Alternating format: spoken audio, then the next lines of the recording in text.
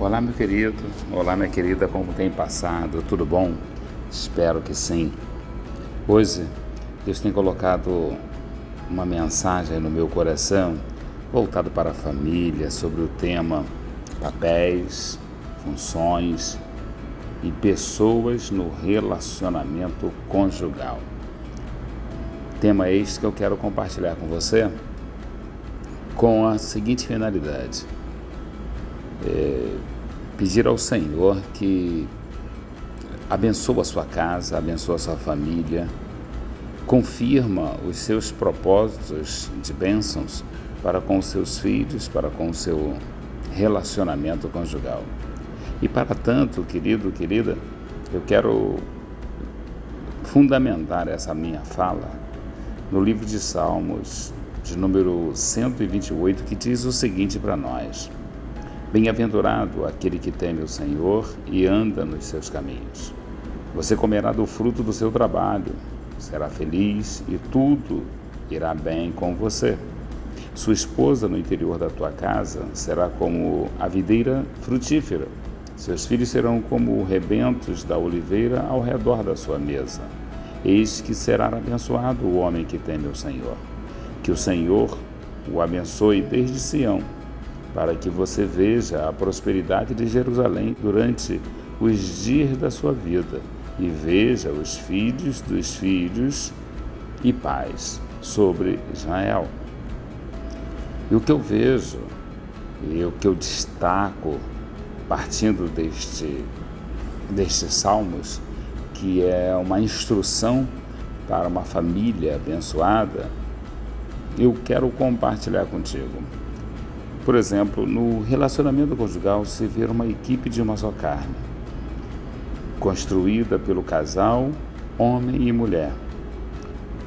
E para que esta equipe atinja o seu objetivo, e que aqui se falar em cumprir papéis e funções distintas para cada um. A mulher tem o seu papel e o homem o seu, colocados intrinsecamente em cada um pelo próprio Deus. E se na caminhada do relacionamento conjugal, um ou os dois deixarem de cumprir o seu papel, certamente o objetivo não será atingido. Para tanto, ambos têm que cumprir o seu papel. Lógico que esporadicamente, em uma necessidade, os papéis podem e devem ser trocados, mas por um pouco de tempo e por uma necessidade. Fora disso, não se recomenda trocar os papéis indistintamente. O texto de Salmos 128 nos dá orientações valiosíssimas para que alcancemos o nosso objetivo conjugal, aquele mencionado no dia do sim, que observados e praticados, a família como todo será bem-aventurada, vivendo nesta terra dos viventes. E afirmo que não é utopia viver uma vida conjugal por décadas, feliz e apaixonado pelo seu cônjuge, quando se cumpre o papel e a sua função no relacionamento conjugal, que constataremos na explanação da mensagem a seguir. E aí ainda deixo para uma prática sua com relação a essa não ser utopia ser casado, ter décadas de casamento e ainda continuar sendo apaixonado pelo seu cônjuge. Ainda ser apaixonado, ainda respirar, ainda palpitar o coração quando está próximo dele ou quando está próximo dela. Isso é possível. Esse que vos fala tem 30 anos de casados, vai fazer nesse ano de 2023, 31, e continuo apaixonado pela minha esposa. Meu coração ainda palpita quando ela se aproxima de mim, quando passo um dia no trabalho e eu retorno para casa. Aquilo ali me deixa ansioso de encontrá-la, para abraçá-la e estar com ela. Ou seja, é possível, sim, se apaixonar depois dos 30, depois dos 20, depois dos 40, não sei quanto tempo você tem de relacionamento conjugal, mas é possível. E essa possibilidade se dá quando? Quando eu cumpro o meu papel, exerço a minha função fundamentada ou baseada na própria palavra de Deus. E eu primo para que o relacionamento conjugal seja efetivamente um oásis, como diz os Salmos 128. Por isso, o primeiro versículo nos demonstra: bem-aventurado aquele que teme o Senhor e anda nos seus caminhos. Este versículo nos apresenta uma condição prática para a felicidade. Qual é? Temer o Senhor. Deus é mestre em simplicidade. Nós, neste mundo moderno, temos uma complexidade de ações para alcançarmos a felicidade. E para Deus é só ralo, simples assim. Nós é que complicamos com nossa tecnologia, com nosso conhecimento, com as nossas experiências, enfim. Mas temer o Senhor, ser feliz, ter uma família feliz, é simples. É só temer, é só honrar, é só glorificar o Senhor. O Salmo 111, versículo 10 diz: o temor do Senhor é o princípio da sabedoria. Revelam prudência todos os que o praticam. O seu louvor permanece para sempre. Ou seja, andar nos caminhos. Que será esta orientação? A resposta é simples. Jesus, ele já tinha declarado que era o caminho. Lá em João, capítulo 14, versículo 6, ele responde: eu sou o caminho, a verdade e a vida. Ninguém vem ao Pai senão por mim. Ou seja, Jesus nos ensinou como mestre que é, na prática, os procedimentos de uma vida feliz. Está tudo registrado nos evangelhos, seus feitos, seu relacionamento com o próximo, respostas às tentações, enfim. Há ali um manual de como proceder nas circunstâncias, nos momentos difíceis, nos momentos bons, dentro de casa e fora de casa. O versículo de número 2, ele fala para mim: você comerá do fruto do seu trabalho, será feliz e tudo te irá bem. Visualizo aqui algo extraordinário que Deus deixa registrado, não de maneira inatingível, mas possível de ser atingida, bastando para tanto temer o Senhor. Então, a observação dos princípios deste primeiro versículo, como a gente acabou de ver, acarreta um efeito cascata maravilhoso em nosso relacionamento conjugal e, consequentemente, familiar. A primeira coisa é a prosperidade. Você comerá do fruto do seu trabalho, ou seja, todas as necessidades supridas, os recursos que necessitam, todos eles carrearão para você, para sua casa, para sua família. Lá em Mateus, capítulo de número 6, versículo 33, diz: busquem em primeiro lugar o reino de Deus e a sua justiça, e todas essas coisas lhes serão acrescentadas. Ou seja, honrando, priorizando, colocando Deus em primeiro lugar. Ele, como ele é onisciente, sabe das nossas necessidades, e contemplando a nossa prioridade em adorá-lo, em temê-lo, ele vai suprindo gradativamente as nossas necessidades. E aí a gente percebe no segundo ponto: felicidade com o seu cônjuge e filhos. Deus fará com que todas as coisas cooperam para o seu bem. Ou seja, dentro da sua casa, você adorando, você temendo, cumprir-se-á na sua vida o que está registrado lá em Romanos, capítulo de número 8, versículo 28, quando ele diz: sabemos que todas as coisas cooperam para o bem daqueles que amam a Deus, daqueles que são chamados segundo o seu propósito. Ou seja, Deus vai fazer, querido, querida, com que tudo sirva para abençoar, sirva para beneficiar a sua casa e a sua família. Terceiro, tudo te irá bem, ou seja, será bem-sucedido em todas as coisas. Lá em 1 Reis, capítulo 2, versículo 3, diz: guarde os preceitos do Senhor, o seu Deus, andando nos seus caminhos, guardando os seus estatutos, os seus mandamentos, os seus juízos e os seus testemunhos, como está escrito na lei de Moisés. Assim, você será bem-sucedido em tudo que fizer e por onde quer que você for. Ou seja, são orientações que Deus traz para mim e para você, de forma que eu e você sejamos naturalmente, gradativamente abençoados pelo simples fato de adorar, de temer. E então seremos neste mundo ou na terra dos viventes felizes com a nossa família. O versículo 3 nos traz uma outra orientação que diz o seguinte: a sua esposa no interior da sua casa será como a videira frutífera, seus filhos serão como rebentos da oliveira ao redor da sua mesa. Um dos sonhos dos casais no dia do casamento, em meio ao glamour daquele dia, é que a felicidade seja sempre em suas vidas. E o que se vê logo após? É uma realidade completamente diferente deste dia.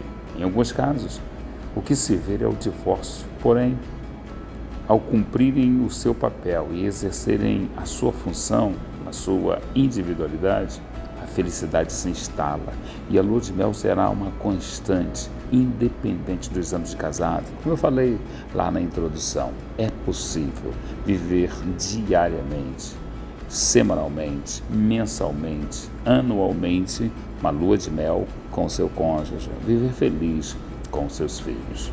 Então, a gente percebe neste versículo de número 3 que a esposa como videira frutífera, para a vista de quem gosta, é uma das mais lindas de se ver. Uma joia não perde o seu valor com o passar do tempo. Pelo contrário, fica mais valiosa. Ou seja, a esposa está sempre e cada vez mais valiosa aos nossos olhos quando nós decidimos amar, decidimos cumprir o papel, decidimos exercer a função recomendada pela palavra do Senhor. Lá em Provérbios, capítulo de número 31, versículo 10, traz para mim o seguinte, e eu compartilho com você: mulher virtuosa, quem achará? O seu valor muito excede a de finas joias. É essa a visão que o marido tem que ter da esposa, bem como a esposa também dele. E quando isso é naturalmente praticado, a felicidade também se instala. E a gente percebe também, logo em seguida, os filhos serão como rebentos da oliveira ao redor da sua mesa. Terão longevidade, prosperidade ao honrarem seus pais. Ou seja, os filhos, ao contemplarem o amor permeando, fazendo parte do relacionamento dos pais, sem sombras de dúvida, a honradez, a alegria, o respeito nascerá de maneira natural, porque uma das coisas que você já deve ter ouvido, se não ouviu, eu falo contigo, uma das coisas que os filhos mais gostam é de ver o pai cuidando, respeitando e amando a sua mãe. Da mesma forma, a mãe amando, respeitando e cuidando do seu pai. Daí, dar a condição de se cumprir o que diz lá em Efésios, capítulo de número 6, versículo 2. Honre a seu pai e a sua mãe, que é o primeiro mandamento com promessa. Então a gente vai ver de maneira natural esta promessa se cumprindo na vida dos nossos filhos. E aí então eu prossigo, querida, lá em Efésios também 6, versículo 3, para que tudo corra bem com você e você tenha uma longa vida sobre a terra. Essa longevidade, esse tempo de vida aqui na terra se dá pelo fato da gente, enquanto filho, honrar o pai, honrar a mãe. Mas essa honradez, pai e mãe que me ouvem, se dá pelo respeito, pelo carinho que você tem para com a mãe dos seus filhos. Ou ainda, você, menina, se dá com carinho, com respeito que você tem para com o pai dos seus filhos. E aí o versículo 4. traz para mim também uma outra orientação que compartilho com você, que diz o seguinte: eis como será abençoado o homem que teme o Senhor. Ao olhar para esse texto, observa-se uma visão sobre a ótica de Deus, das bênçãos que correrão para os que temem ao Senhor. Ou seja, quando Deus declara, vejo aqui uma expressão de perplexidade: eis que, como será abençoado o homem que teme o Senhor. Ou seja, Deus contemplando as bênçãos caminhando, as bênçãos correndo para aquele que teme, para aquele que honra, para aquele que respeita, para aquele que cumpre os preceitos do Senhor, aplicáveis ou aplicados na sua casa. É algo inefável essas bênçãos, desfrutado na vida para a glória de Deus na vida de um casal que entendeu o seu papel no relacionamento conjugal, saber qual é a sua função e cumprir a sua finalidade para o qual foi criado, honrando a Deus em amar o seu cônjuge, cuidar dos seus filhos. No que depender de você, cumpra o seu papel e a paz reinará na sua casa. É natural, só que nós somos levados pelas circunstâncias adversas, alheias, que nos cercam diariamente. Nós somos envolvidos ou somos orientados por diversas orientações que a mídia, que a sociedade como um todo vem passando para nós. Só que você que é servo do Senhor, você que é filho de Deus, existe um manual, a Bíblia. Existem as orientações registradas nelas, como estou aqui tratando com você nesse Salmo 128, que, quando cumpridas, a gente vê de maneira clara a materialização destes versículos, deste texto na nossa casa. E o versículo 6, já partindo para o final: veja os filhos dos teus filhos e paz sobre Israel. Para o casal que cumpriu o seu papel e exerceu a sua função enquanto casal, um dos presentes recebidos por Deus é ser avô ou ser avós. É algo que não se explica, se vive. Eu sou avô de duas coisas deliciosas, muito lindas. E isso, querido, não é outra coisa senão o reflexo de estar temendo ao Senhor, de estar adorando ao Senhor, de estar amando o meu cônjuge, e a gente ter o efeito cascata, como eu falei, de ver a felicidade instalada em nossa casa. Aí você me pergunta: mas Luiz Cláudio, então quer dizer que você não tem problema, não tem dificuldade? Não, querido, temos sim dificuldades, temos problemas, sim. Não estamos alheios aos problemas, ao fato de viver essa felicidade, não. Mesmo porque, como diz o próprio Jesus, no mundo teremos aflições. Mas tem de bom ânimo, porque assim como o Senhor Jesus venceu, nós também venceremos. Então, como vencer? Estamos unidos. Falei mais adiante que somos equipe de uma só carne, e essa equipe precisa estar juntos, seja na alegria ou na tristeza, visto lá no dia do sim. Se isso for cumprido, a felicidade se instala. Os problemas vêm, mas eles não permanecem durante o tempo necessário ou possível de destruição do relacionamento, da paz que se instala dentro da casa. Por isso, paz sobre Israel, paz sobre a sua casa. Para o casal que cumpriu o seu papel e exerceu a sua função enquanto casal, um dos presentes recebidos por Deus é ser abençoado, é ser honrado e ser honrado pelos seus netos. O texto deste versículo nos apresenta um quadro em que o casal contempla nos filhos o resultado da sua dedicação, da sua educação, das suas orientações, o preço pago por conduzi-los na presença de Deus, refletidos nos filhos dos seus filhos. Então você consegue ver os seus netos glorificando a Deus e a paz reinando no lar dos seus filhos.